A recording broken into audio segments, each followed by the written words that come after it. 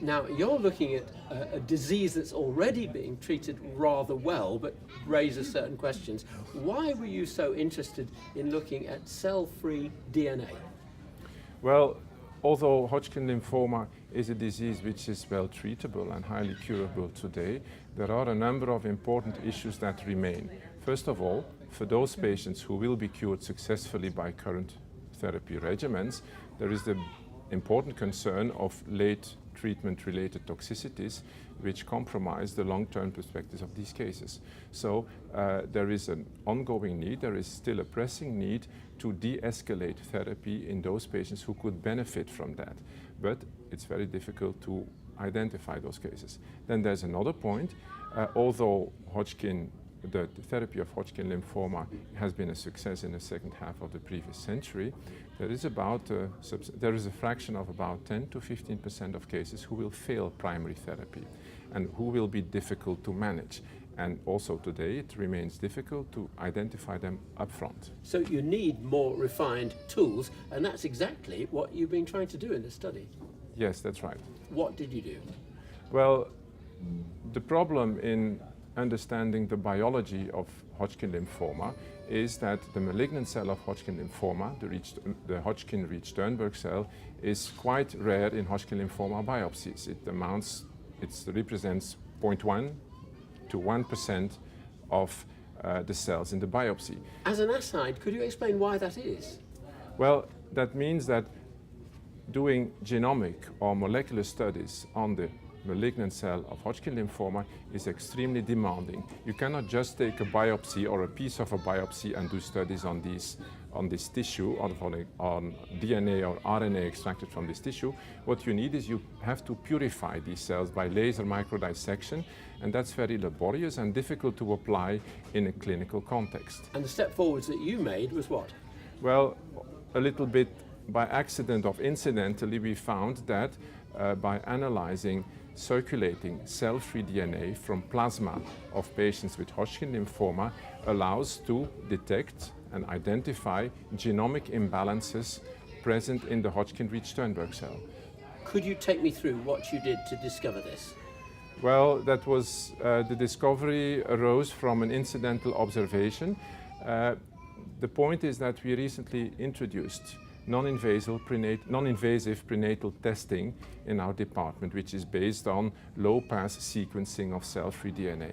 And then at some point we came across a young pregnant woman who had a massively abnormal profile. So the profile did not point to any constitutional abnormality like Down syndrome, but we could not explain it by abnormalities in the fetus nor in the patient. So at that point we asked the question, could it be an acquired abnormality, cancer, which is causing this? And this led to a diagnosis of Hodgkin lymphoma. Next, what we did is we started a small prospective trial in which we recruited 9 patients with a new diagnosis of Hodgkin lymphoma, and we looked at the cell-free DNA in the plasma, and we looked by FISH at the Hodgkin-Sternberg cells in the biopsy, and we found a very good match between aberrations in the cell-free DNA profile and the results by FISH. So you were able to find a signature for the existence of Reed-Sternberg cells because of the DNA that you found, the cell-free DNA? Yes. And how did you apply this then, or how are you going to apply this to looking at these genetic imbalances and actually interpreting them in terms of things like prognosis? Well, of course, this is only a small study. We only did 10 patients so far.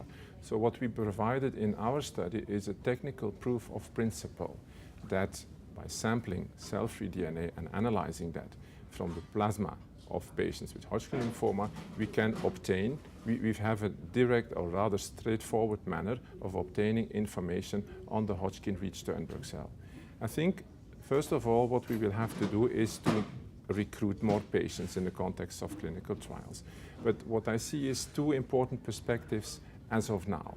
What we have seen in our cases is that the abnormalities in the profile disappeared rapidly upon early treatment.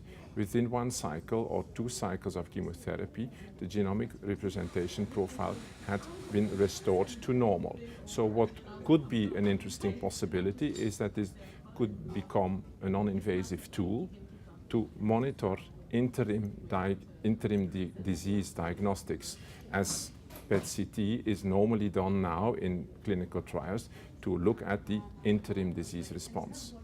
And what about that important question of whether in the particular patient you have in front of you, you could go for a gentler therapy to avoid the late toxicities? Well, of course, this is also something which we'll have to develop and explore in clinical trials. But what we have seen in our initial series of 10 patients is that we can see differences between patients. We can recognize some heterogeneity between patients. And one of the important questions that is arising now is, could this heterogeneity in patients help us to distinguish between those patients who will respond well to first-line therapy or those who will not respond to first-line therapy? It might also help in clinical trial, it might also help to find out which patients could benefit, or to recognize the pattern of the patients which could benefit from therapy de-escalation. So what should doctors be expecting to come out of this in the near future then, if you could sum that up in a nutshell? Well, I think that the first thing we have to do is, my idea would be to incorporate cccDNA, cell-free DNA profiling in clinical trials, looking at therapy de-escalation, for instance.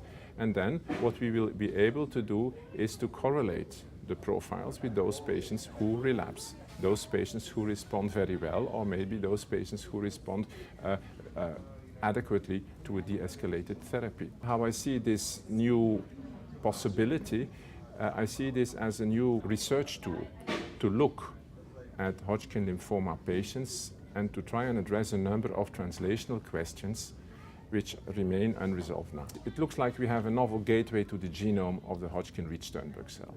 And that is a novel gateway which is practical, which could be convenient, and which could be also applicable on a large clinical scale in large clinical trials. Much better than the current possibilities which require laser microdissection and other sophisticated techniques which are available only in research contexts.